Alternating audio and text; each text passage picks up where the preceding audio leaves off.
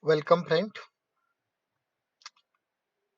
Herewith we are learning a master degree program, a second year organic chemistry syllabus. Myself, Assistant Professor B.S. Narsale. Welcome all of you in a recapitulation of structure determination of organic compound by a spectroscopic method. Herewith we are learning some recapitulation of an UV spectroscopy. Friends, all of you familiar about the type of an spectroscopic technique depends upon the electromagnetic radiation, that is absorption and emission. The UV spectroscopy is a type of absorption spectroscopy. As you know, the electromagnetic spectrum, this UV region will be in between X-ray and infrared and is ranging from 100 nanometer to 800 nearly nanometer. I think this is funny. Ask a simple question. Are imagine a world without color? Yes. Think what happened if there is no color. And second thing, why there is a color? If you look, there's some compounds like the dye compounds, which is having the red color, brown color, or somewhat sunset yellow color. The indicators which going to show a different color in a reactions. Again, if you look for the some compounds, they are selectively used as a stain for a different tissue or cell structure determination. In the staining, one of the compound that is scarlet beverage, which is used as a stain with picric acid or aniline blue in the reticulum, muscles, and plasma determination. The Luna's methods everyone know, that is erythrocyte and eosinophils granules will be find out, and Agard's methods for the sex chromatin and nuclear chromatin. The lycopene, which is present in the tomato, due to that the tomato is having the red color. Another one, which is the indigo, that is dye, which is also a complement color, will be given, that is the orange color in the indicators. And now we look to the nature. We can say that why the plant are having the green leaves, why the fruits having different colors, red, orange, blue, green.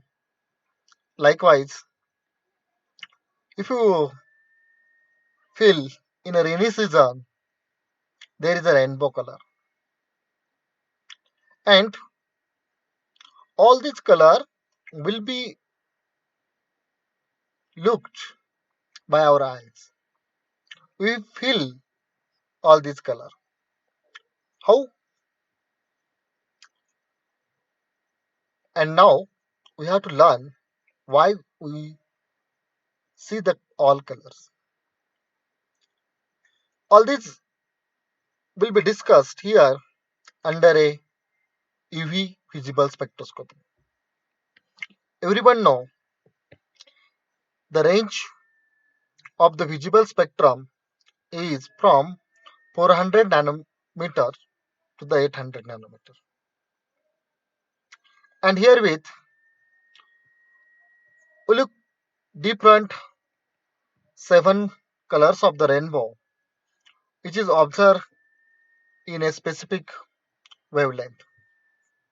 If you look for the violet color, which is observed in 400 to 420 nanometer, the indigo colors, which is adjacent to this violet, observed in 420 to 440 nanometers, the blue colors, 440 to 490 nanometer, and the green colors from 490 to 570.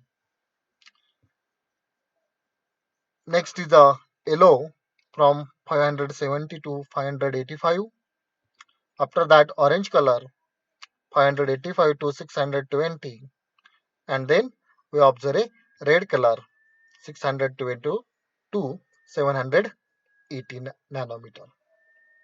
That means extreme right side we have the dark red color, and extreme right left side we have an violet color. And this violet to the red colors, all are colors are visible to our eye. And this is the visual region is there. Now, as we know, the UV radiations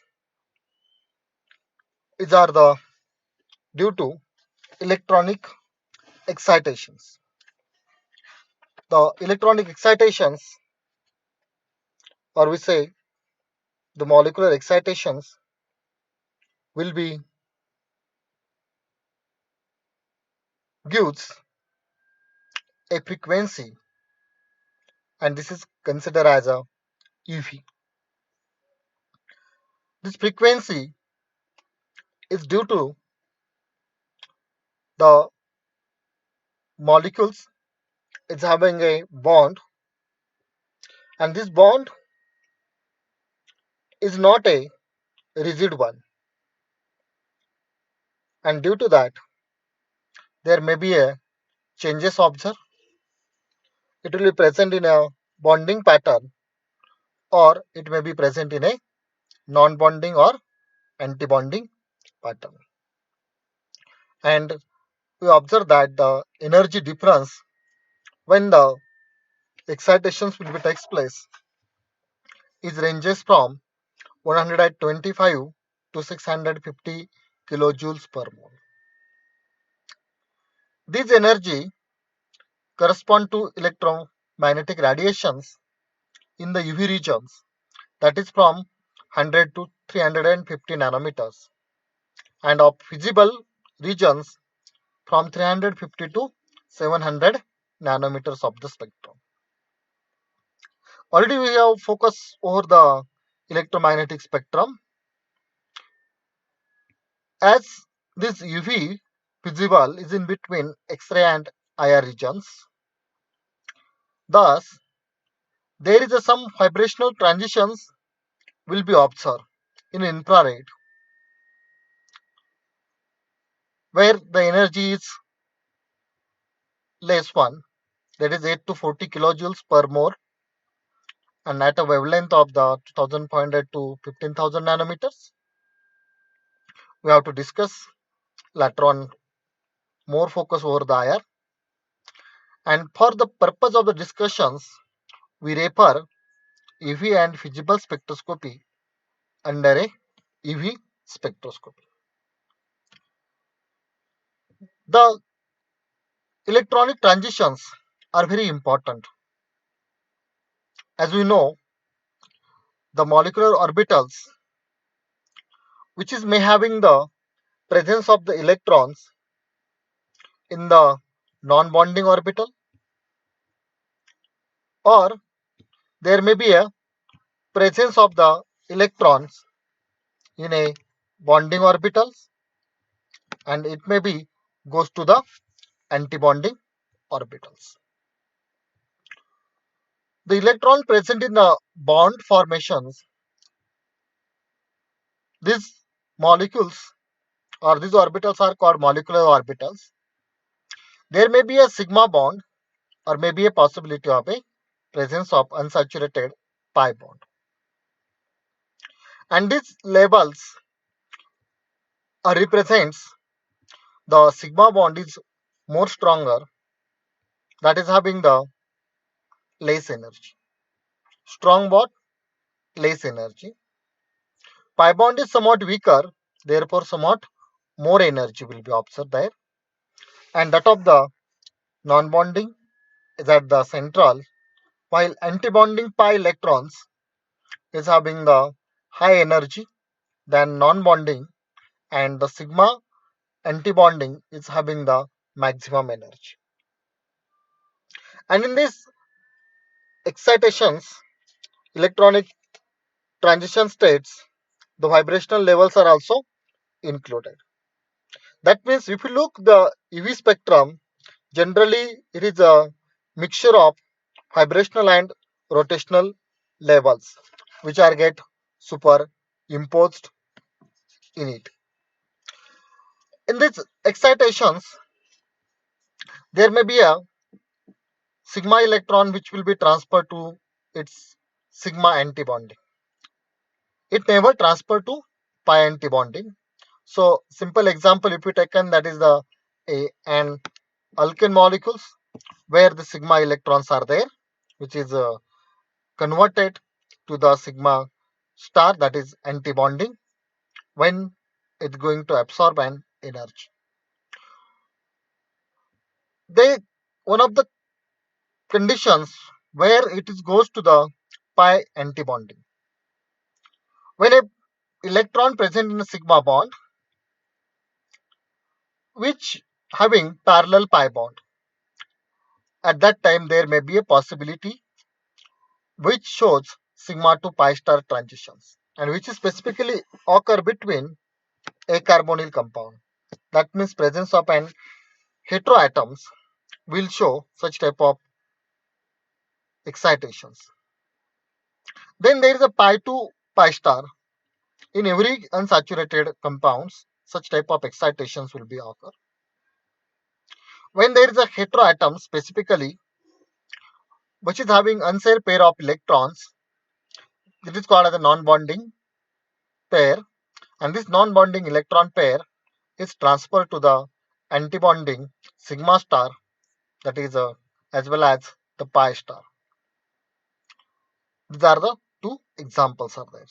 And if you look, the energy gap present between this sigma to sigma star is a maximum, while the pi to pi star is somewhat less, n to pi star is less than n to sigma star. That means n to pi star is smallest energy gap is observed, while maximum gap will be the between sigma to sigma star will be there.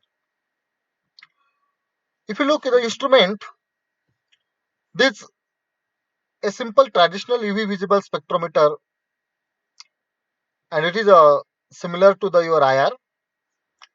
We have to simple functions of the sample handling, irradiation, and detection and output machines are there. If you look the systematic diagram, there is a UV visible source is there, which is strike on the splitter, that is the monochromator.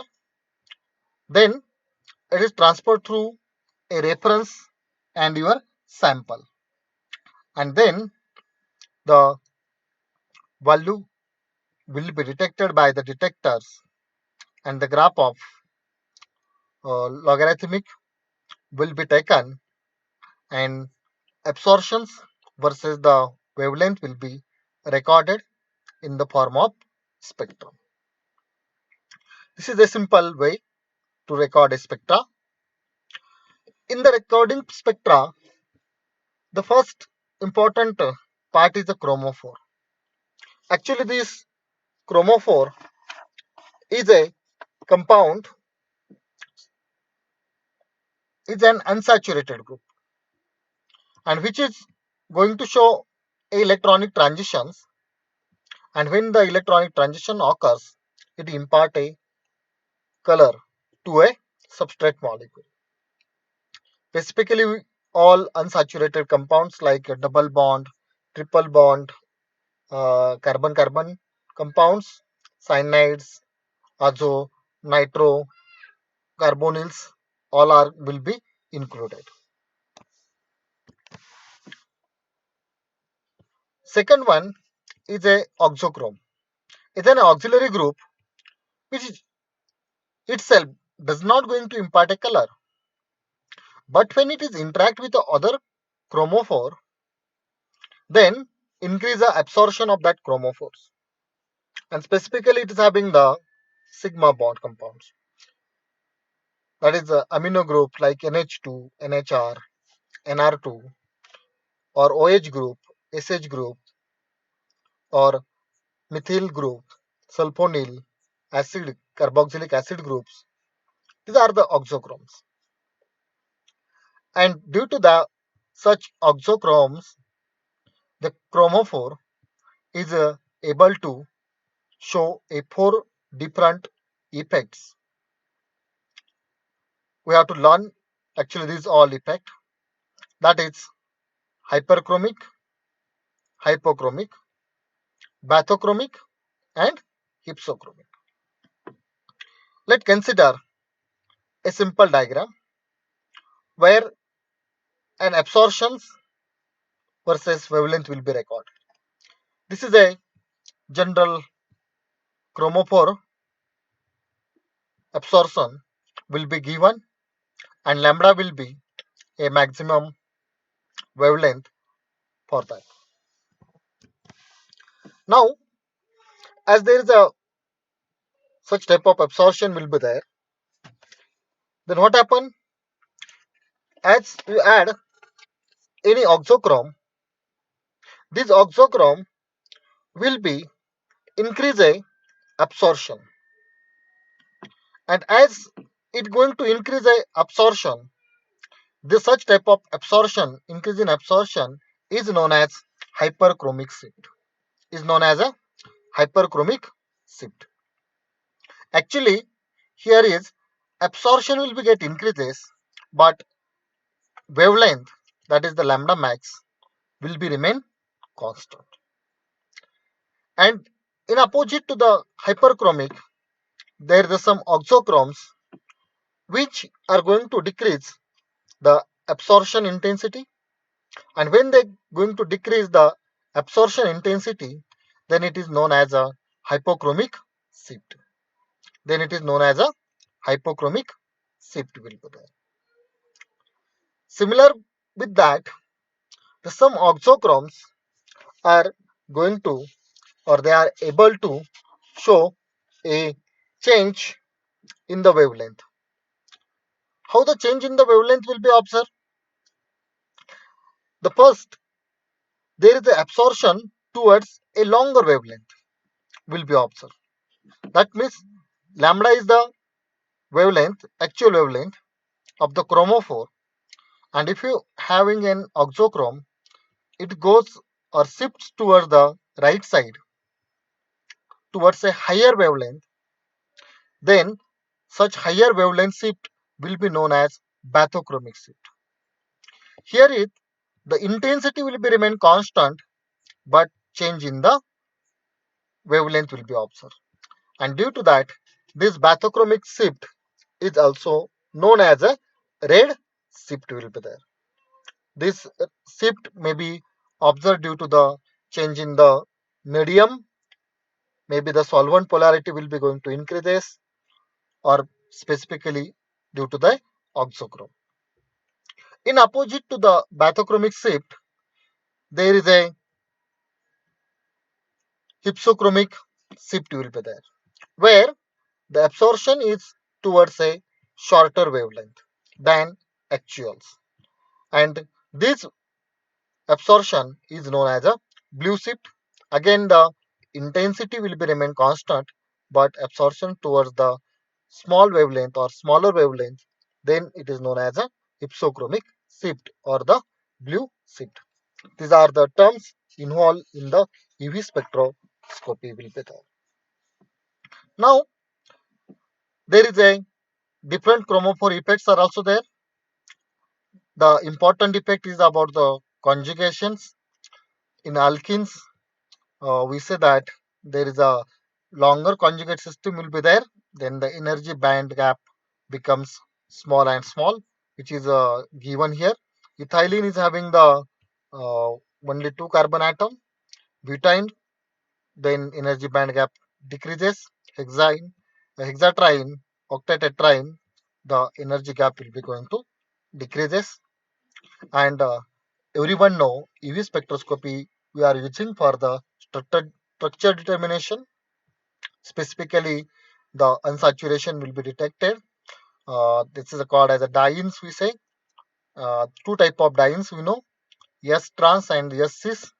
These two faces are opposite. Then it is called as a trans diene, and both faces are on a same side, which is known as a cis dienes. Then we can easily calculate a lambda max for such type of the diene systems. These are the different examples where lambda max will be given. Everyone is known about how to calculate this lambda max. We are not wasting time for much. The second system, uh, in the diene, we know the Woodward-Fisher rules, the basic lambda max and the different increments are given here. A simple example we have taken, that is the isoprene unit. A cyclic betadiene system is there, basic 270 nanometer, one alkyl substituent 5 nanometer, 222, experimental value is 220. This is another one example. Again, there is a cyclic butadiene system is there.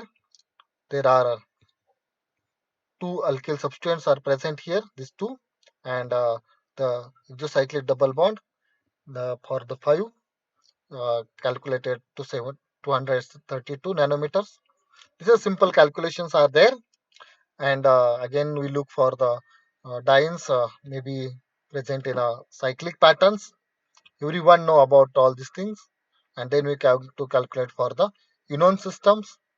As we have already learned all the system, therefore in the introductory part we are not going to repeat all these things about the Woodward-Fisher rules to calculate the lambda max value, that is the in the structure determinations. Okay, now here with we are going to stop, and we meet for a next video, that is introduction to IR. Thank you, thank you, welcome. If you are new, subscribe to my channels. Click, kindly press the bell icon to get the notification of the more videos. Thank you.